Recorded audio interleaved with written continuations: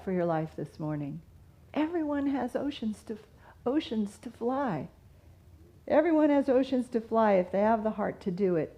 Is it reckless, she asks? Maybe. But what do dreams know of boundaries?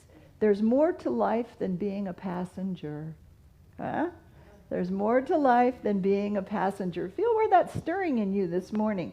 We're continuing our series, Power Up, revisiting the 12 powers as accelerated mind abilities. And today we look at zeal and enthusiasm. I so appreciate the praise band having all of that energy for us this morning.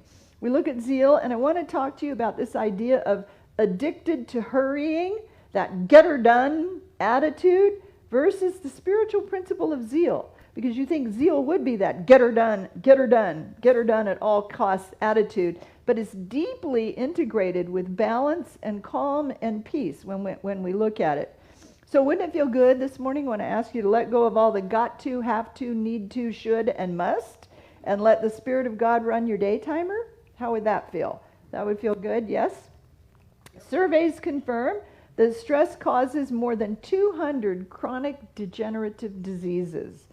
Antioxidants neutralize free radicals, but so does spirit. So does spirit. The spiritual principle of zeal is the faculty of mind that is our go power. It drives us toward our goals in spite of obstacles, but it also is deeply woven with balance. The spiritual principle of zeal can't function, well, it can function on its own, but it functions in our mind best when it's balanced with wisdom or with strength or with power or with love. It combines best with the other spiritual principles, and we'll talk about that a little bit in the lesson.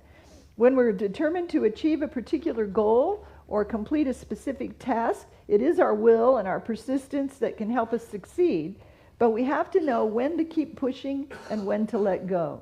When to be insistent, on I can get on it with both feet, this is my way or the highway kind of thing, and when to let go, when to insist on your own opinions, ideas, facts, and figures, and when to just let life rebalance itself in truth.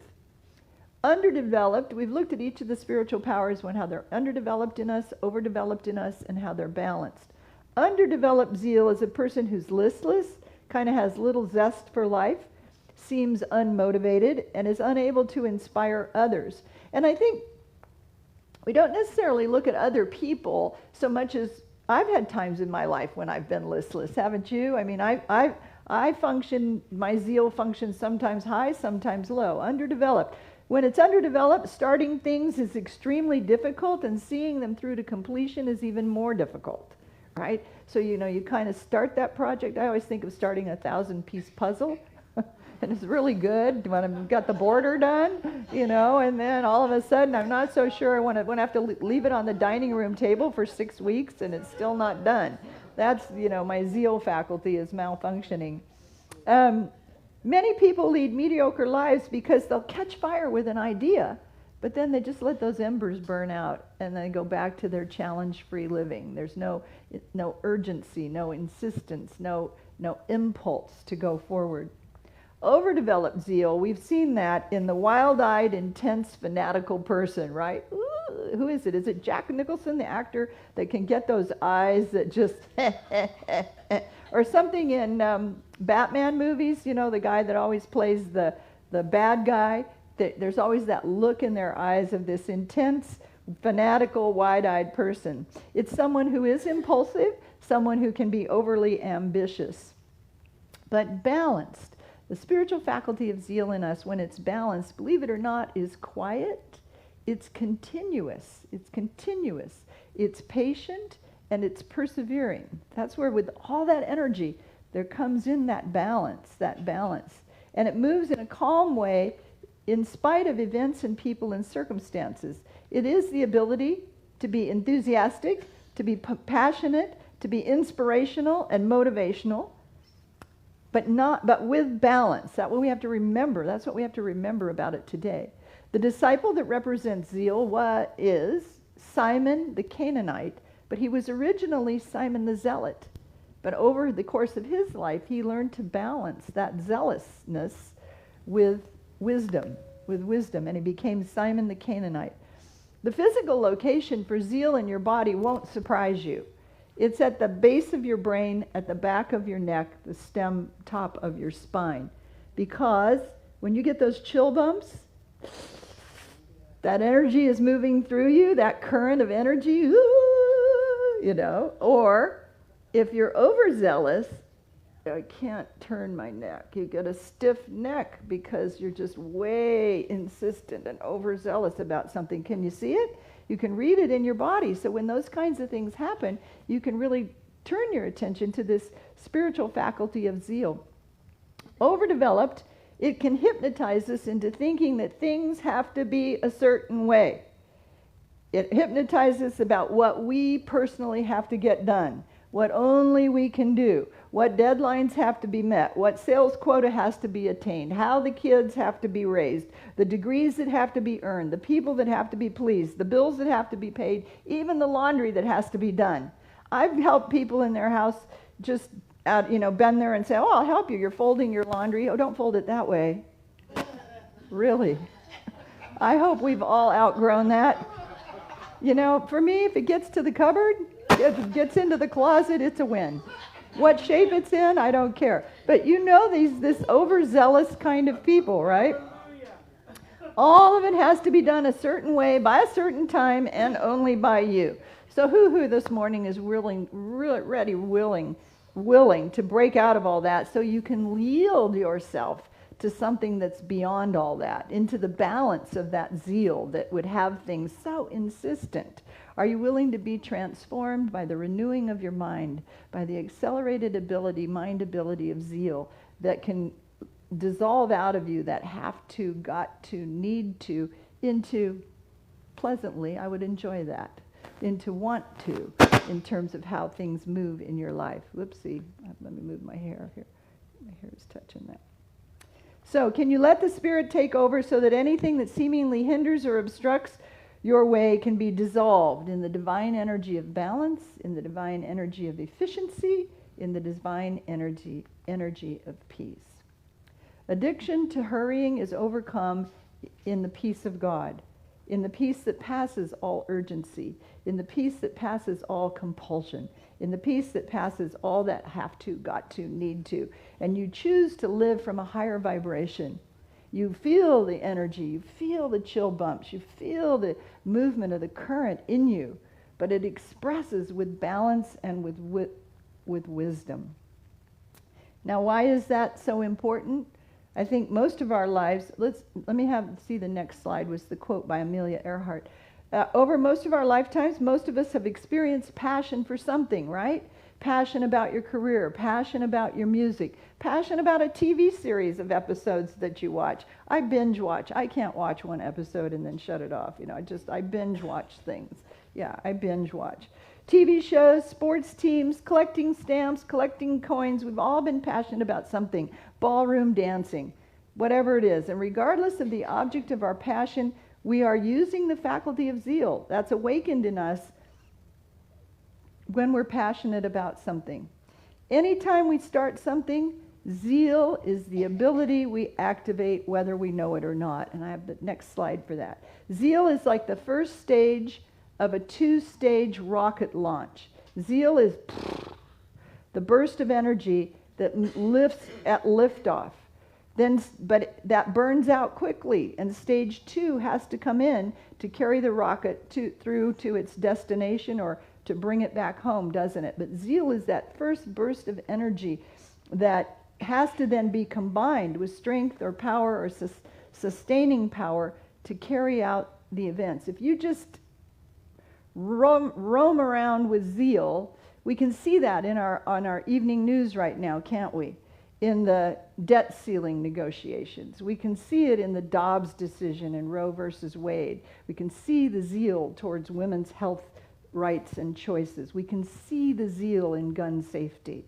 And that burst of energy that brings all that protest, that brings all of that voice, giving voice to how we want our worlds to be, how we want our health care to be, how we want gun safety to be, is a burst of energy. But you can see the zeal in it.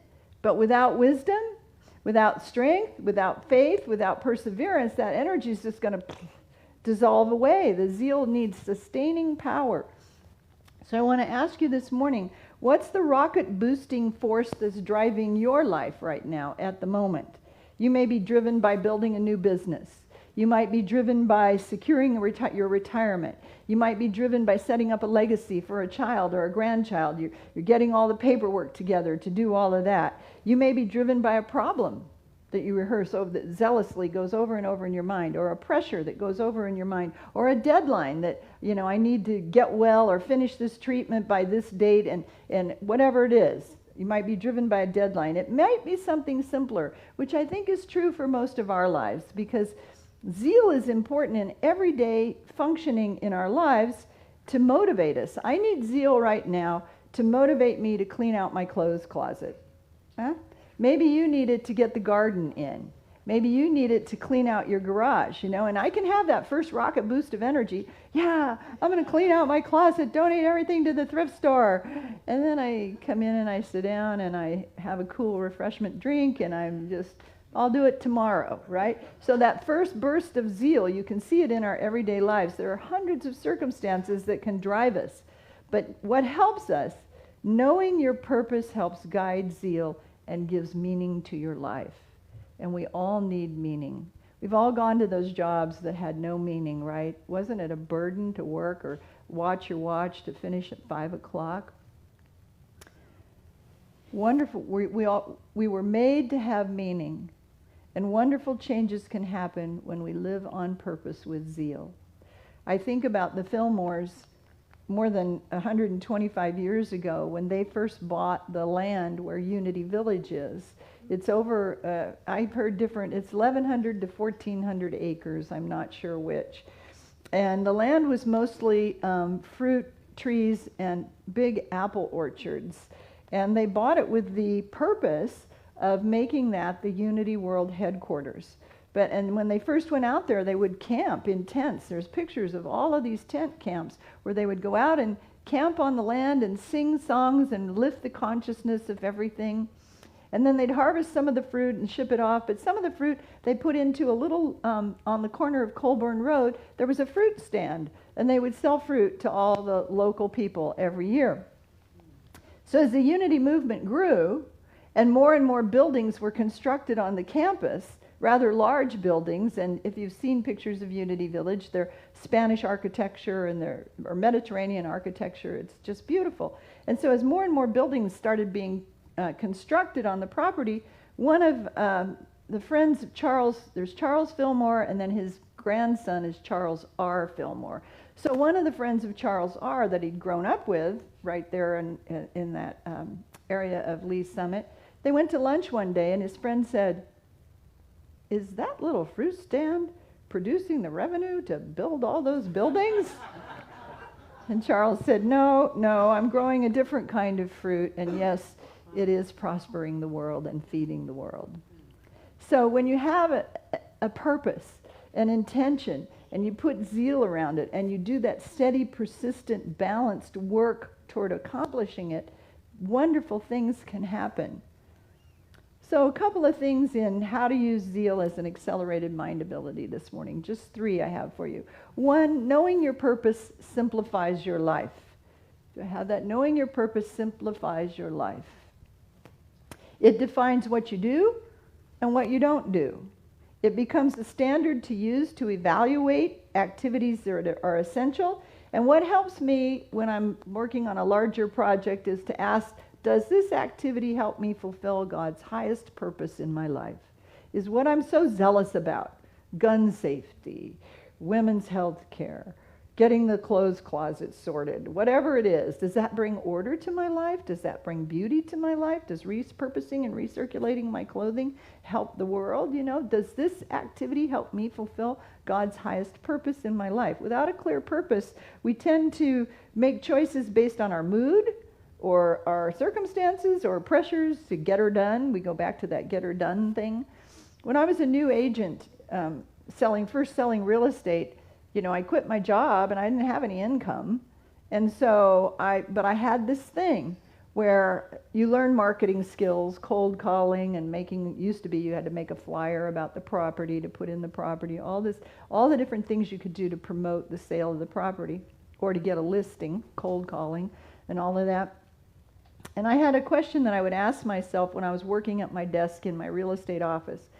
Is the activity I'm doing right now going to close a sale for me in the next 30 days or not? Just ask myself, is what I'm doing right now, the more uncouth version was, is what I'm doing right now going to make me money in the next 30 days? Because I needed income. I needed to pay my rent. Is this going to make money for me in the next 30 days or not? And if the answer was yes, I kept doing that activity. If the answer was no, I stopped. Because you can get frivolous and distracted and go off on all kinds of tangents. I would stop and I would do something that I believed could produce a sale for me. If I was just, if I was making a flyer about a property, all the features, I never sold a house off a flyer that I'm aware of. But what I was doing was activating energy around that property to draw the buyer to it. I was doing something that was energetically going to produce around that property. If I was cold calling, hi, would you like to sell your house today? I was doing something that would vibrate, raise the vibration of what I was doing. Does this activity help me fulfill God's highest purpose for my life? Is this an energetic that I want in my life? Does this activity, does this piece of food I'm putting in my mouth take me to the highest and best vibrant health for my life? Do these thoughts that I'm thinking take me to the highest and best vibration and expression of life that I can live? You see, you have to ask yourself that, and it's Zeal that brings it up. That's that rocket boost of fire to get you to do it, and then it guides you. It's like what do you call those seeking missiles? Seeking guided missiles. Well, if the answer was yes, I would do it. If the answer was no, I didn't do it. Charles Fillmore said it this way: I fairly sizzle with zeal and enthusiasm and spring forth with a mighty faith to do the things that ought to be done by me. Do the things that ought to be done by me. Is this activity going to make a sale in the next 30 days or not? Then I'm going to do the things that ought to be done by me in order to make that happen. Does this treatment plan bring healing to my body at the end of the treatment or not? Then yes, I'm going to do it.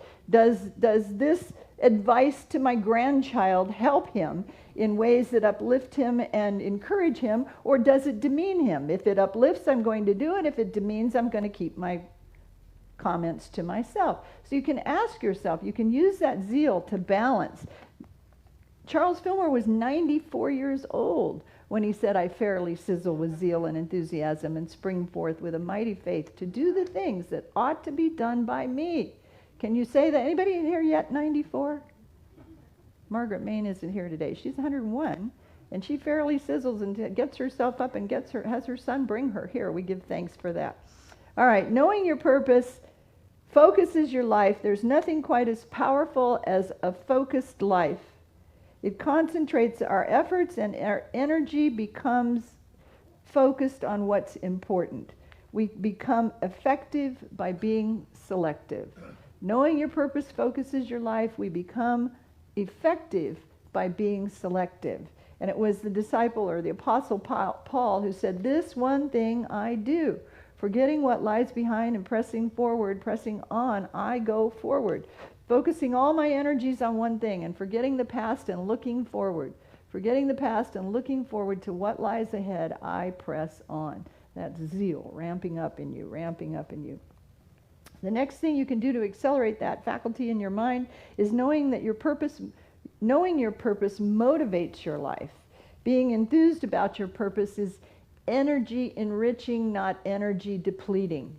When you work at something and you're just lost in it, whether you're sewing, baking, I used to mow the lawn and the white noise. I just could dream forever, it just go back and forth with that lawnmower, and I could just be lost in all of that, and it allows for then God to drop in ideas, divine ideas and truths. Knowing your purpose focuses your life. We become effective by being selective. Where did I have that? And when you know your purpose, you're motivated. It's energy enriching, not energy depleting. You can do something that's so exciting for you. Maybe you go to your grandkids' Little League game and you get them there and you take the snacks and you've got the ice chest and the seat cushion to sit on so it's comfortable. You got all of that going on. And when you get home, you might be tired, but you're not energy depleted. It's energy enriching to support your grandchild, isn't it? To be there for them. Anything you do that has zeal, that's purposeful to a higher ideal, is energy enriching, not energy depleting. On the other hand, if there's no meaning in it, if you're doing things that have no meaning, the passion falls right out of you. And it's meaningless work, not overwork, that makes us tired. Do I have to go and do this? And everything just drains right out. Saps our strength, robs our joy. So, to close, zeal is the urge behind all things and the impulse to every achievement. But it has to be guided with the other powers. All of the 12 spiritual faculties work together, but it has to be guided to bring balance. Reminding what Amelia Earhart said in the beginning, the most difficult thing is the decision to act. And that's where zeal gives you that rocket boost, that burst of energy. The most difficult thing is the decision to act. The rest is merely tenacity. Keep going, keep going, keep going. Your fears are paper tigers. You can do anything you decide to do. You can act to change and control your life. Everyone has oceans to fly. Right? So think about that this morning. What's your ocean? Is it reckless? Maybe. But what do dreams know of boundaries? There's more to life than being a passenger. So God bless you this morning. Let's take that whole idea into a time of prayer and think about what your rocket booster is right now in your life. Again, it could be something simple. Cleaning out the garage. I'm changing purses right now. Ladies, you understand what that's like. That's just, oh my gosh, you have to reach to a new place for the car keys, and I'm not sure I want to do it, but I've got the burst of zeal energy to do it, but I need that second rocket booster. All right, so let's take a minute. Consider your life. Everyone has oceans to fly. No matter your age, no matter your health, the conditions, everything that's going on for you, there is that zeal and enthusiasm, that looking out on the horizon of your life and seeing there are yet things to accomplish. And they're not burdensome. They're energy enriching, not energy depleting. They fill you with excitement about a job well done when it's done. And you can see it. You can see in your mind's eye all the way through to completion of this, whether it's a simple task, whether it's a big task, a big project. It's exciting. As the Apostle Paul said, I press on toward the mark for the prize of the high calling of God in Christ Jesus. Is this ocean I'm flying taking me into the highest vibration of the Christ within me? If yes, keep flying. And as Cora Fillmore would teach us in our 12 Powers series, she would invite the consciousness of Jesus Christ to fly with us. Jesus Christ is now here, raising me to his consciousness of divine zeal. I enthusiastically express that inner spiritual urge.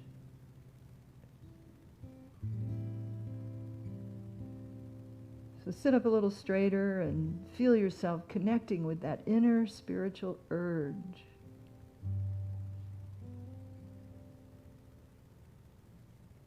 As you consider this ocean you're flying, excited to accomplish, excited to see it come to fruition, excited for it to be a blessing or for you to be a blessing.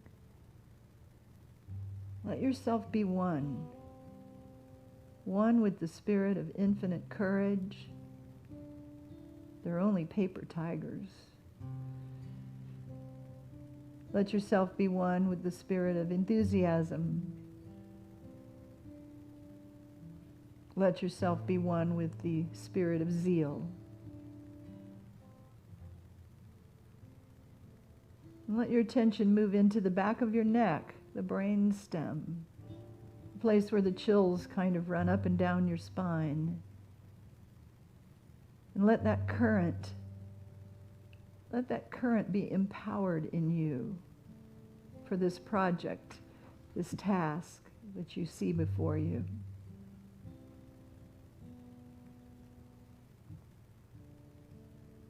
Discouragement, apathy, even laziness no longer have any power in your mind. Give no power or place to those things in your consciousness. And you become energized with divine zeal.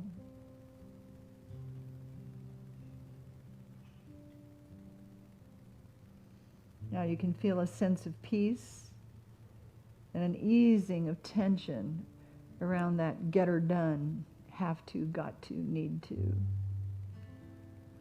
All of that dissolves away. Very surprisingly, you find that you have just willingness rise up. Willingness and enthusiasm.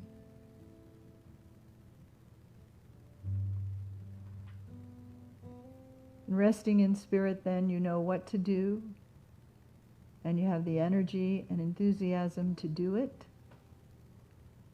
And all of it proceeds from a consciousness of peace, a consciousness of harmony, a consciousness of balance.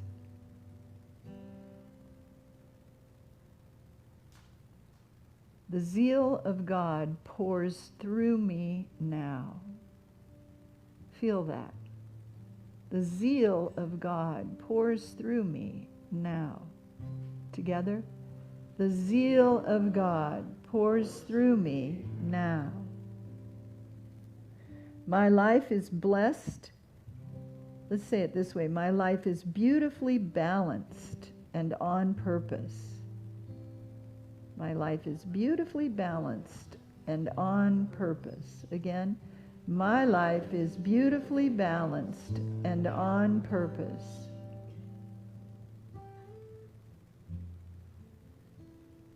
The zeal of God pours through me now.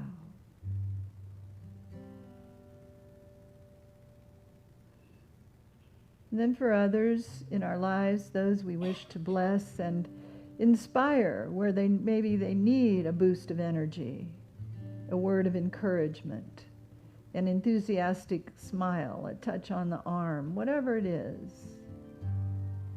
For others, we say, the zeal of God pours through you now. For others, together, the zeal of God pours through you now. Your life is beautifully balanced and on purpose. Your life is beautifully balanced and on purpose.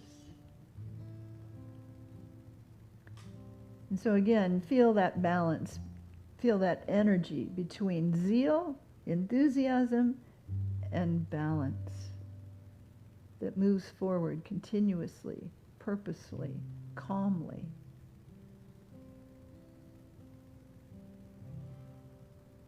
Everyone has oceans to fly.